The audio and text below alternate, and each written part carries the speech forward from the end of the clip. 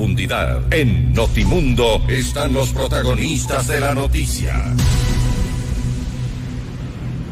Y saludamos a esta hora al ingeniero Rodrigo Gómez de la Torre, expresidente de la Cámara de Agricultura. Ingeniero, muy buenas noches y gracias por acompañarnos. Le saluda María del Carmen Álvarez.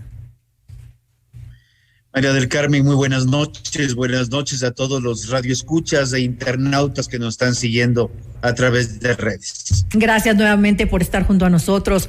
¿Qué es lo que se puede lograr ahora con la aprobación de esta ley? ¿Qué establece el proyecto? ¿Cuáles son esos puntos que podríamos destacar? Intervención. Creo que es importante de la hacer señora unos abogada 2 minutos Guadalupe de historia. Lloriabarca, presidenta. En el año 2008 se iniciaron los procesos de regulación de precios de leche a productor y ver cómo generar algún manejo de indexación de lo que se vende la leche al consumidor final hacia productor. Esto fue 2008, La última regulación fue el 2013. El proyecto de ley lo que hace es considerar el acuerdo ministerial validado en el año 2013, combinarlo con un acuerdo interministerial que en su momento fue observado por la Corte Constitucional del año 2019 y elevarlos a carácter de ley orgánica. Lo que nosotros hemos observado, más allá como ya no soy parte de un gremio, pero hemos comentado hacia el interior, es que este proyecto, si bien suena bonito hablar de fijaciones de precios y hablar de cosas muy líricas, este proyecto no aporta a la competitividad del sector. Más bien, el proyecto genera nuevos registros, nuevas regulaciones para los productores, propendiendo a que mejoren las cosas. Pero usualmente cuando se involucran más regulaciones y más temas, lo que se hace es complicar más la actividad productiva. Por otro lado, en los niveles de informalidad que tiene el sector, que en los últimos 5 años han salido del más o menos 50% y han incrementado hasta casi un 65%, tampoco es algo que se solucione. Y obviamente lo que el sector requiere, lo que el sector agropecuario requiere en el Ecuador, es más bien incentivos para fomentar asociatividad y generación de economías de escala. Porque más allá de lo que queramos aceptar o no, estamos viviendo en un mundo cada vez más competitivo y cada vez más globalizado.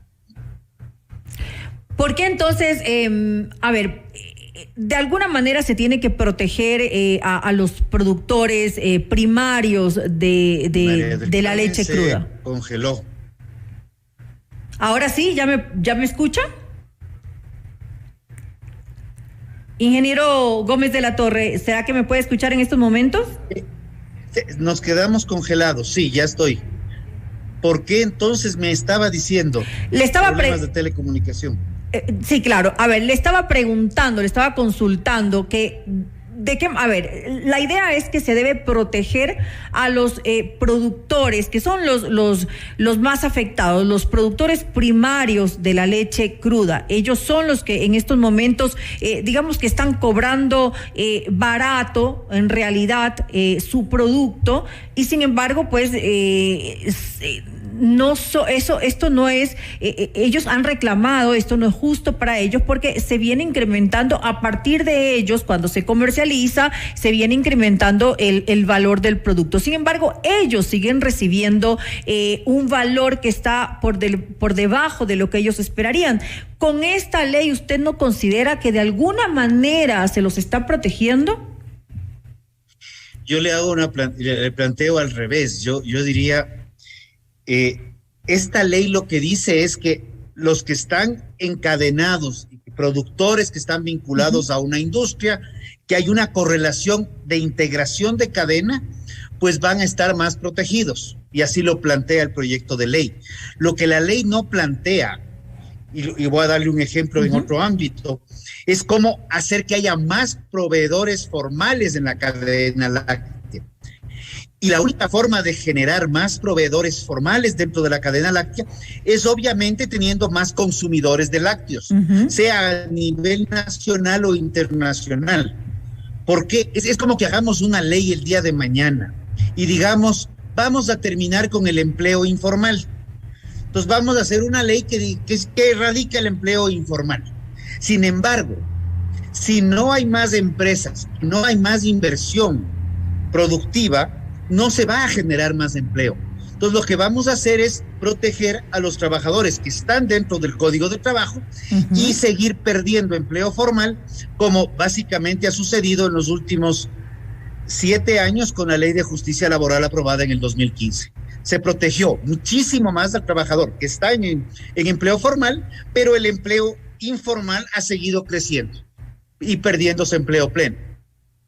Ahora, usted hablaba de que se requieren incentivos. ¿Qué tipo de incentivos debería darse? A ver, yo he planteado y lo planteé cuando estuve en la Cámara de Agricultura, y la Cámara ha seguido en cierta medida esta línea, es buscar incentivos a través de la asociatividad. Si somos ariscos para asociarnos y trabajar de forma asociativa, no con fines políticos o para ejercer presión, sino buscar crear economías de escala y industrializar y comercializar nuestra producción. ¿Por qué no generar desde la banca pública incentivos para un crédito a 30 años al 1%, y aquí me mantengo en la posición del presidente, pero no de 3 o 4 mil dólares, sino un crédito para un grupo de 50, 100 productores de una zona específica que planteen no solamente la compra de vacas o mejoras en sus equipos de ordeño, sino también la compra del vehículo para transportar la leche y la construcción o creación de una nueva industria láctea, buscando llegar a mercados. A mí me gustan los mercados diferenciados, como decir, ok, vamos a hacer una planta láctea en tal cantón orientada a producir manjar de alguna característica, tanto para el mercado nacional como internacional, y buscar crear mecanismos de ese tipo. De igual manera con quesos o yogures o la misma leche líquida. Por ejemplo, lo digo, un grupo de productores de un cantón X, para que nadie se sienta aludido, y decir, ok, vamos a entrar a un proceso de producción de leche orgánica en base a pastoreo 100%, y vamos a entregarle al consumidor final ya no la leche de funda normal que podemos adquirir todos, sino una leche con una certificación que es orgánica, que viene de animales de pastoreo, cumpliendo normas de bienestar animal y cosas por el estilo. Entonces generamos en un commodity un producto diferenciado, apuntando a cubrir los requerimientos del nuevo consumidor, que lo tenemos ya vigente desde hace algún tiempo atrás. Pero eso no se hace con $3,000 de crédito, sino con un crédito conjunto donde se comparte riesgo y se piensa en un proyecto a 5, 10 años plazo. Es decir, que la asociatividad en este caso es clave. La asociatividad en el sector agropecuario no es clave, ya dejó de ser clave. En este momento, en un mundo globalizado y altamente competitivo, hemos pasado de que la asociatividad sea un mecanismo de producción a un requerimiento de sobrevivencia. Y lo digo así claro y fuerte. Es decir, es la única manera en la que pueden salir adelante. Ya ni siquiera es que puede ser positivo, sino que es la única manera en la que podrían, como usted lo dice hace un momento, sobrevivir en estas condiciones. La realidad es que tenemos que ir aterrizando a lo que está sucediendo en el mundo y reconocer que los gobiernos, sea el anterior, el que venga, puede otorgar cierto nivel de subsidios, pero cada vez que un gobierno otorga un subsidio, tenemos que tener muy en cuenta que ese subsidio, directa o indirectamente, sale de su bolsillo, sale del bolsillo de los colaboradores de Fememundo, de los colaboradores de las ciudades. De todos los ciudadanos. Porque el gobierno, los gobiernos no producen, los gobiernos recaudan. En este momento está cambiándose de de director del SRI, ha salido Marisol Andrade, está entrando Francisco Briones. ¿Y con qué entra Francisco? Con la premisa de recaudar más, recaudar mejor. Entonces, los subsidios se van en eso. ¿Qué podemos tal vez destacar de este proyecto de ley, ahora ya ley? Por ejemplo, la prohibición de la comercialización de alimentos que contengan el suero de leche, eso es algo que se ha discutido durante ya mucho tiempo.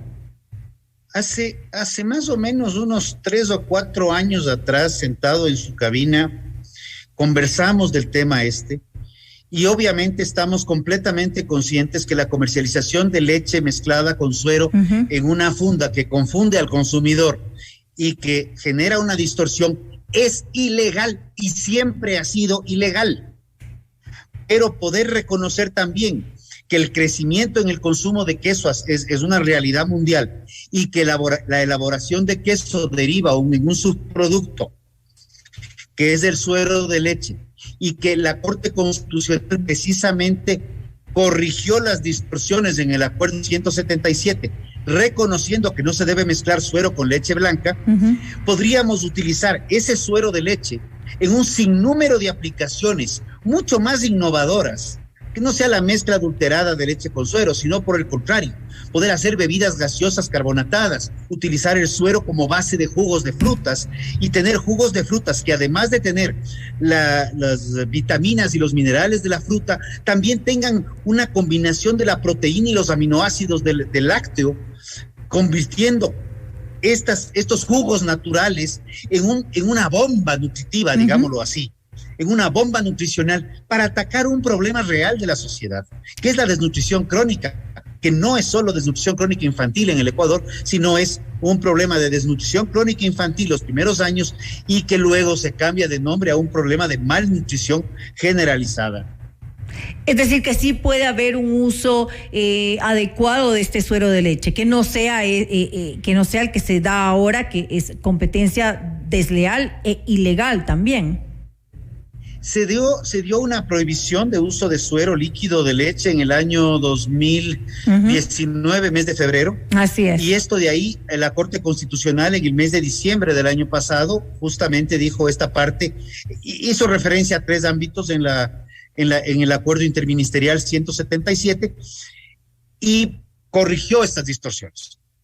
Más bien, en este momento se abren, y lo he mencionado, estamos en un periodo para que se corrijan ciertas normativas, pero estamos más bien en un momento en el cual la industria puede encontrar nuevas alternativas de uso dentro del marco de la ética, obviamente, pero alternativas mucho más innovadoras y que puedan atacar mercados que no han sido vistos tradicionalmente dentro de la línea láctea. Porque no es solamente el tema, los lácteos son mucho más allá de la leche y el queso, obviamente. ¿Cómo se ve la industria para este 2022 y tal vez si nos podemos proyectar también para el próximo año, para el 2023? Ahí sí me la pone dura, porque lo que hemos estado viendo en las estadísticas es que obviamente el cuadro que tenemos desde enero del 2020 a diciembre del 2021, enero comenzó con un pequeño pico, marzo vino la pandemia. La pandemia, y vemos un descenso sostenido de compra de leche cruda. Algo nuevamente se recupera el mes de febrero, marzo del 2021, pero el descenso continúa hacia el resto del 2021. Entonces, lo que estamos viendo es lo que hemos conversado con varios gremios y a veces me llaman a consultar. Y lo que digo es, aquí lo que hay que hacer es arrimar el hombro en cadena. Productores, industrias, proveedores para los productores, puntos de comercialización, no sé si las pequeñas tiendas, pero al menos las cadenas comerciales.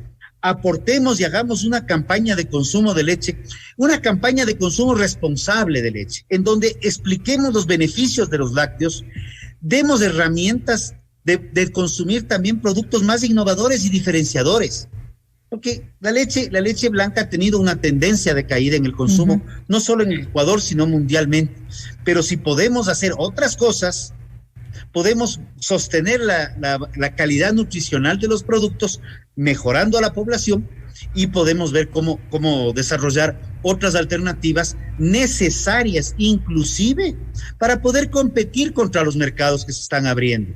O sea, leche polvo, por ejemplo, que es el commodity típico, que está exenta y está exonerada de los acuerdos comerciales, está ahí. Pero como yo he dicho, y es una propaganda que le hago porque me encantó el ejemplo, un buen amigo decidió hacer su queso azul andino, que no es el queso azul, es un queso azul andino y cumple los principios de trazabilidad que ratifican este origen. Y se fue a competir con este quesito, o sea, se fue a competir a nada menos que a Europa. Y el ecuatoriano llegó a competir con los maestros queseros mundiales y regresó con una medalla de bronce.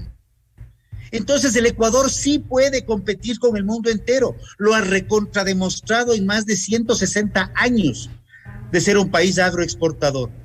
¿Por qué limitarnos solamente al mercado nacional?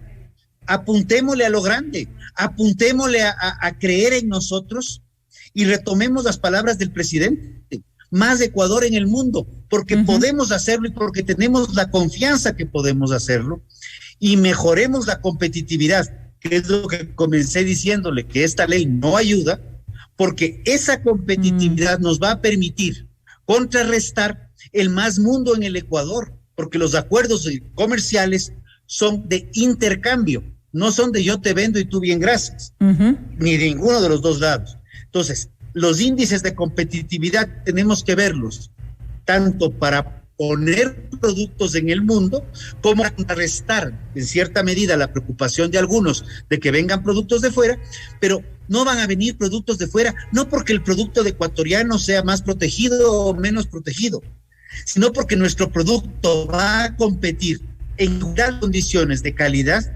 pero también en igualdad de condiciones de precio.